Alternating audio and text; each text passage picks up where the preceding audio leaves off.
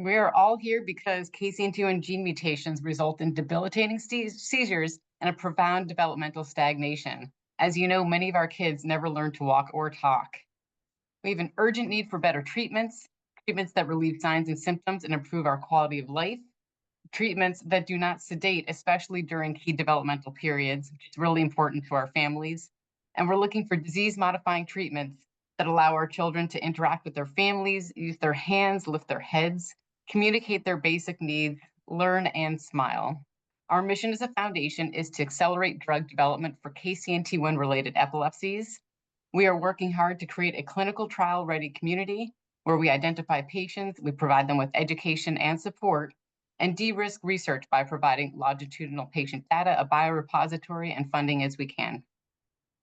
We've got a really excellent agenda today with a whole slew of wonderful speakers. We're really excited to hear from you all.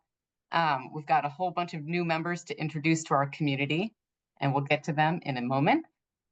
Please participate today. The whole goal of this is to educate each other and learn about what different labs are doing around the world.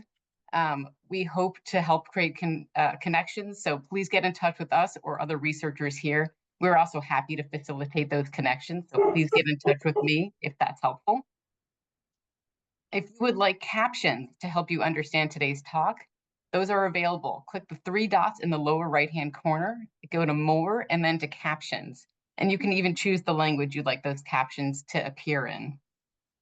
Also, the chat is open during presentations. You can add comments, questions, discussion items, helpful resources, who you'd like to collaborate with, and of course, thanks to our speakers. So I'm going to launch in first with updates from the foundation itself. First, we've got some new team members. We've got Brad Bryan, who's on the line today. He is our new director of operations. He's also been doing a lot of data analysis for us. Megan Wright is our new parent liaison and has been doing incredible work identifying new families all around the world. And Amanda Abule just came online also. Both Megan and Amanda are parents of KCNT1 children as well. So you may notice that our numbers have gone up dramatically. We now know about around 457 families around the world.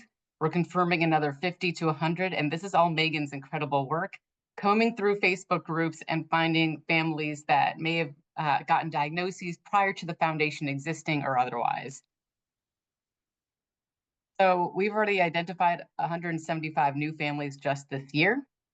Of our known families, 46 are bereaved. In 2023, there were 13 deaths that we knew of.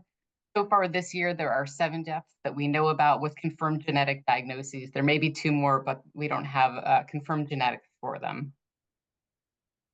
Megan has found that we've got 42 states with an identified patient living in it, whether alive or bereaved. California's got 25 patients, Florida, Texas, and North Carolina, 12 to 14, and Ohio and Michigan, 9 to 10. And internationally, Brazil's got 47 patients, China 37, the UK 23, France 19, Germany 17, and 23 more countries with another added today with 1 patient identified in each. I wanted to tell you all that we had a really wonderful family conference and clinic day this summer. We had 12 families attend, which is sort of an incredible number given how impaired our population is and how hard it is for them to travel. We had a closed session with industry and Boston Children's Hospital. Our industry members introduced themselves to our families, and we had a panel discussion where parents went around the room and talked about what's most important for them in a new drug. Families also heard from a number of different clinicians that talked to them about all sorts of different topics really important to the healthcare for their kids. We also gave away our first seed grant this last year. This was a $30,000 grant, all that money raised from our donors. We had 9 really excellent submissions and a really hard time making a decision. And we ultimately decided that Dr. Jillian McKee from the Children's Hospital of Philadelphia is going to be our winner. This project is looking at delineating the progression of symptoms over time and assessing medication effectiveness in KCNT1 epilepsy. And she's using new computational tools to analyze electronic medical record data, both from our citizen database and also from CHOP's own system where they have a number of KCNT1 patients. The expected results from this is to understand better how seizures occur, what's their severity, non-seizure outcomes, and understand the underlying cause of disease. This information will be used to better design clinical trials and assist providers in selecting most appropriate treatments and predict outcomes over time. We're really excited about this project. It's coming at a very opportune time, as we hope that there will be a lot of clinical movement for KCNT1 in 2025. So some form of natural history data is a big gap for us. We're really excited about this project. We also have our $1 million bike ride this year. That was a $68,000 award, and those grants are currently in review. And our Cure Epilepsy grant, which is a $100,000 award, is also nearing final selection, which is really exciting. We also have the most exciting news, which is that our foundation was accepted to the Chan Zuckerberg Institute's Rare as One network. So this is an incredible opportunity for us. This is a 5-year-long grant, and we entered with about 30 other patient-led disease advocacy organizations, including a number of other channelopathies. They're giving us $800,000 over 5 years. We're sort of ramped up and ramped back down off of that money over those 5 years. And the money all goes towards helping develop this organization into a sustainable organization. And they give us so much. There'll be a community of other PAGs. There's going to be trainings, identification of ways that we can do team science together and work on so many other objectives to try to strengthen our organization and each other. So we're really super excited about this. It's going to change this organization. Of course, we're doing about 1 million other things to tell you all about. So these are all projects that we're always looking for help with. So if you see anything you want to get involved with, please let us know. We're working on trying to find biomarkers for disease. So there is a joint proteomics, metabolomics, and metabolomics projects going on with Combined Brain and other DEEs. You'll hear more about this from Anna very soon. We are working with Tempus AI, who's going to help with analysis and biomarker development, and eventually data for the common good to look at EEG data. In the patient and family-facing directions, we are working hard on clinical trial readiness education. We're doing programs, giving webinars, updating our website soon, and we're also working towards getting a new patient registry going. Brad has been analyzing data from our previous registry, which went out of business, and he'll be giving a poster at AES about that.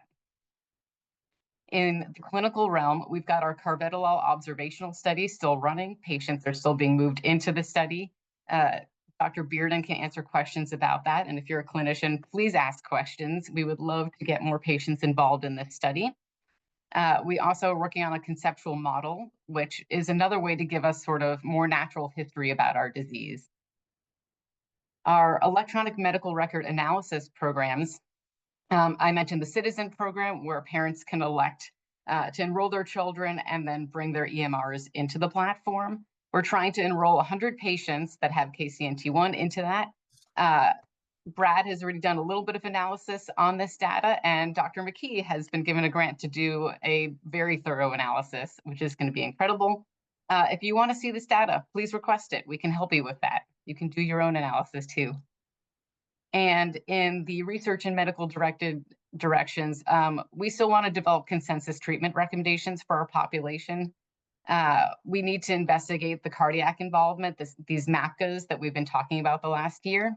And we're always investing in encouraging basic and translational research, which you'll hear more about today. Don't forget, we've got lots of assets that you can request. We've got all sorts of patient-derived fluids and tissues, including, it's not up here, but we also have 2 brains in a freezer from deceased children that you can request. We've got a whole bunch of different cell lines developed by a number of labs. Some are now in our Combined Brain Biobank. Some are still with those original labs. We can help you access them.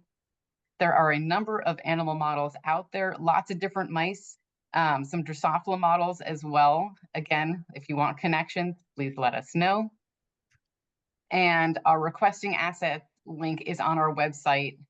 There's a whole form you fill out. It'll go to us, and then we can help connect you with whoever you'd like to be connected with.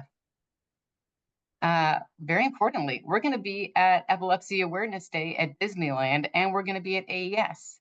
If you're going to Epilepsy Awareness Day, please get in touch with Sarah. We'd love to meet with you. And if you're going to AES, our whole team is going to be there. We've got a booth in the exhibition hall, so come find us anytime or contact me if you would like to set up a time to meet. It would be really wonderful to see everyone. So please do that.